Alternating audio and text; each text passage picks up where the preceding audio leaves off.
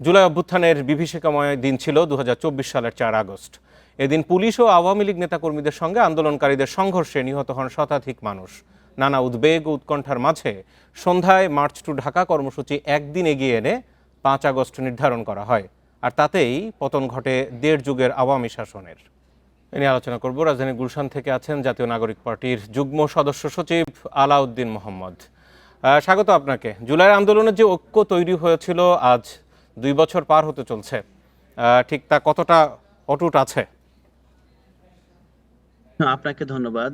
জুলাই গণ অভ্যুত্থানের দ্বিতীয় বর্ষ আগামীকাল। অভ্যুত্থানের চূড়ান্ত রূপ যদি আমরা বলি, বাট একই সাথে আমরা এটাকে অন্যভাবে বলি যে গণ অভ্যুত্থান চলমান। চলমান বলতে জনগণের যে অভ্যুত্থান ঘটেছে, জনগণ যে রাষ্ট্রের নাগরিক হিসেবে, রাষ্ট্রের মালিক হিসেবে যে ঘর ছেড়ে বের হয়ে এসে মালিকানা দাবি করেছে, এই দাবি করার পরের বাস্তবতায় আমরা আছি। তো এই হিসাবে গণ অভ্যুত্থান চলমান এবং গণ অভ্যুত্থানের অনেক দাবি দেওয়া এখন পর্যন্ত অপূর্ণ আছে। এই দাবি দেওয়ার জন্য নতুন রাজনৈতিক দল হয়েছে, অনেকগুলো নতুন প্ল্যাটফর্ম হয়েছে, জনগণের জায়গায় সজাগ আছে। সেই হিসাবে আমরা বলবো যে গণ অভ্যুত্থানের যে প্রাথমিক দাবি ছিল ফ্যাসিস্টের এখান থেকে উৎখাত, সেটা হয়েছে। কিন্তু ফ্যাসিস্ট শক্তি যাতে এখানে পুনরায় সংগঠিত হতে না পারে, বাংলাদেশ রাষ্ট্র যাতে প্রকৃতপক্ষে গণতান্ত্রিক হয়, জনগণ যাতে রাষ্ট্রের নাগরিক হিসেবে, রাষ্ট্রের মালিক হিসেবে রাষ্ট্রকে ওন করতে পারে, সেই জায়গায় আমাদের সংগ্রাম এখনো চলমান আছে বলে আমরা মনে করছি। জি, আপনারা যারা একসাথে মাঠে ছিলেন, বিশেষ করে রাজনৈতিক দলগুলোর কথা বলি, সাধারণ জনগণ তো আছেই, রাজনৈতিক দলগুলোর ভেতরে এখনই বিভিন্ন জনকে বিভিন্ন জায়গা থেকে নানান ধরনের ট্যাগ লাগানো হচ্ছে, বা বিভক্তিটা তো আমরা নেতাদের মধ্যে খুব স্পষ্ট দেখতে পাচ্ছি। এতে করে সাধারণ মানুষ এক ধরনের বিভক্তিতে পড়ে যাচ্ছে না? প্রথমত, একটি দেশে যখন রাজনীতি থাকে, গণতান্ত্রিক রাজনীতি থাকে, সেখানে আপনার সবাই একটি রাজনৈতিক দলে থাকে না। হ্যাঁ, অনেকগুলো রাজনৈতিক দল থাকে, অনেকগুলো রাজনৈতিক ভয়েস থাকে।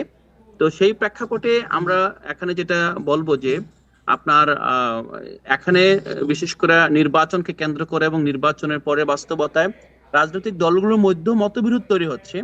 কিন্তু আপনার ফ্যাসিজমের প্রশ্নে, আপনার গণঅভ্যুত্থানের প্রশ্নে বাংলাদেশের যে একটা জনগণের আকাঙ্ক্ষা এখানে জাগ্রত হয়েছে, সেই প্রশ্নে কিন্তু এখন রাজনৈতিক দলগুলো একমত আছে এবং একটা একই ধারায় রাজনীতি করছে। তো এই জন্য আমরা এই বিরোধটাকে অবশ্যই কমিয়ে আনাটা উচিত এবং বিরোধটাকে যতটুকু সম্ভব ডায়ালগের মাধ্যমে, গণতান্ত্রিক উন্নত সংস্কৃতির মাধ্যমে যদি বিকশিত হয়, তাহলে আমাদের সবার জন্য মঙ্গল।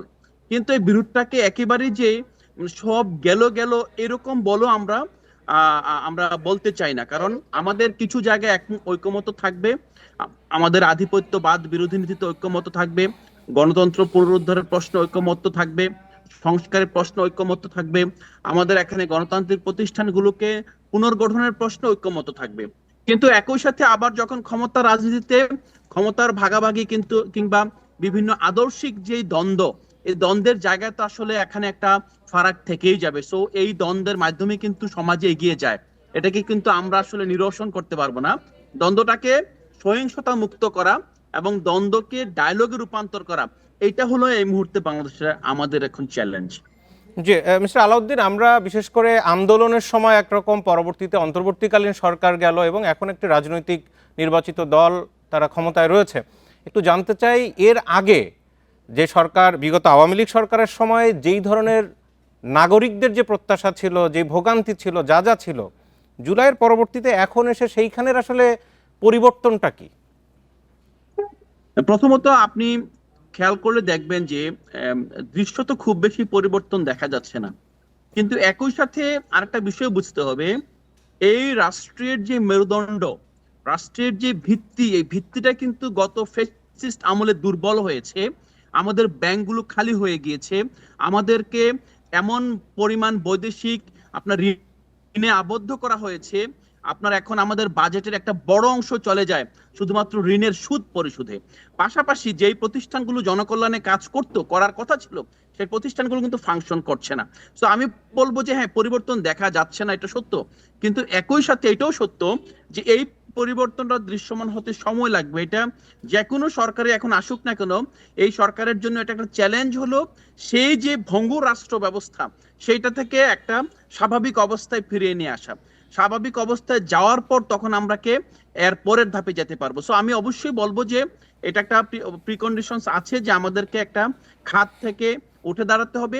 পাশাপাশি বর্তমান যে সরকার আছে তারও এখানে অনেক দায় আছে। আমরা দেখি যে এই সরকারও আসলে বিভিন্ন কারণে পুরনো ব্যবস্থা এবং পুরনো মানুষদের উপরে ভর করে রাষ্ট্র পরিচালনা করছে। যদি সম্ভবত এখানে আমলাতন্ত্রের পরিবর্তন করা, এখানে যদি আপনার যে ঘোষ দুর্নীতি এই জায়গাগুলোতে যদি আপনার শক্তিশালী অবস্থান নেওয়া যেত, মানবাধিকার লঙ্ঘনের ক্ষেত্রে যদি শক্তিশালী অবস্থান নেওয়া যেত, আমরা তখন বলতে পারতাম যে সত্যিকার অর্থে সামনের দিনগুলোতে এই বিষয়গুলো খুব স্বাভাবিক হয়ে আসবে, জনবান্ধব হয়ে আসবে। যে আমার একেবারে দুঃখজনকভাবে একেবারে শেষ প্রশ্ন সেটি আমরা হচ্ছে সেটা দেখতে পাচ্ছি না। আগামীকাল 5 আগস্ট বিশেষ করে আমি কয়েকদিন আগেই বিএনপি মহাসচিব বলেছেন সেই ঘুষ দুর্নীতি আগের মতোই চলছে, কোনো পরিবর্তন হয়নি। আপনিও খানিকটা বলছিলেন বাজারে ঊর্ধ্বমূল্য সবই ঠিক আগের মতো। জনগণ আসলে এইভাবে যদি চলতে থাকে, জনগণ কয়দিন পরে ঠিক আগের মতো আপনাদের নতুন নেতৃত্ব বা পুরাতন যারা আছে আস্থা রাখবে? না, প্রথমত দেখেন এখানে আমাদের একটা বড় চ্যালেঞ্জ হলো যে ইকোনমিটাকে এখন রানিং করা। আমরা কিন্তু আগে দেখেছি যে অর্থনৈতিক প্রবৃদ্ধির এখানে ভুয়া ডাটা ম্যানুফ্যাকচার করা হয়েছে এবং কাগজে কলমে দেশকে উন্নত দেখানো হয়েছে। এলডিসি থেকে দেশ দেশ বের হয়ে আসার জন্য আপনার আবেদন করা হয়েছিল। এখন কিন্তু আমাদেরকে আবার সামহাও পিছনে ফিরে যেতে হচ্ছে। আমরা কিন্তু আবার আবেদন করেছি যে না, আমাদের এলডিসি গ্রাজুয়েশনটা একটু পিছিয়ে দেওয়া হোক। আমাদের যে এখানে রিয়েল যে আপনার মানুষের অর্থনৈতিক অবস্থা, মানুষের জীবনযাত্রা মান, সেই জায়গায় কিন্তু পরিবর্তনের কোনো সম্ভাবনা আমরা দেখতে পাচ্ছি না। তো সেই ক্ষেত্রে যদি বলেন এখন ইকোনমিকে সমৃদ্ধ করা, অর্থনীতিকে প্রবৃদ্ধি নির্ভর করা এবং কর্মসংস্থান ভিত্তিক প্রবৃদ্ধির দিকে এগিয়ে যাওয়া কিন্তু একটা বড় চ্যালেঞ্জ। এটা যদি না করা যায় তাহলে কিন্তু শুধুমাত্র এমন না যে বিএনপি কিংবা এনসিপি, মোটা দাগে এখানকার রাজনৈতিক দল কোনোটাই জনগণের কাছে আসলে আস্থা নিয়ে, জনগণের প্রত্যাশার জায়গা নিয়ে যেতে পারবে না। কারণ এট দ্য এন্ড যদি আপনার ইকোনমি মজবুত না থাকে, জনগণকে যদি আমরা পারচেজিং পাওয়ার এনশিওর করতে না পারি, তাদেরকে যদি কর্মক্ষম করতে না পারি, এই যে বিশাল পরিমাণ তরুণ জনগোষ্ঠী তাদেরকে যদি আমরা কাজে লাগাতে না পারি, জি তাহলে কিন্তু আমাদের যে রাজনৈতিক ফাঁপা বুলি কিংবা গণঅভ্যুত্থানের যে হতাশা, এই হতাশার জায়গাটা কিন্তু থাকবে। আমরা এটা চাই যে এটা পুনরুৎপাদন না হোক। আমরা চাই হতাশার শৃঙ্খলটা একটা জায়গায় এসে থেমে যাক।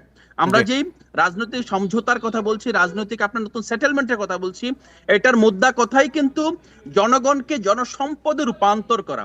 জি যদি আমরা আপনাকে সেটা করতে পারি। মিস্টার আলাউদ্দিন, আপনাকে অনেক ধন্যবাদ জানাচ্ছিলেন 2 বছর গণ অভ্যুত্থানের এই বিষয়ে তার মূল্যায়ন।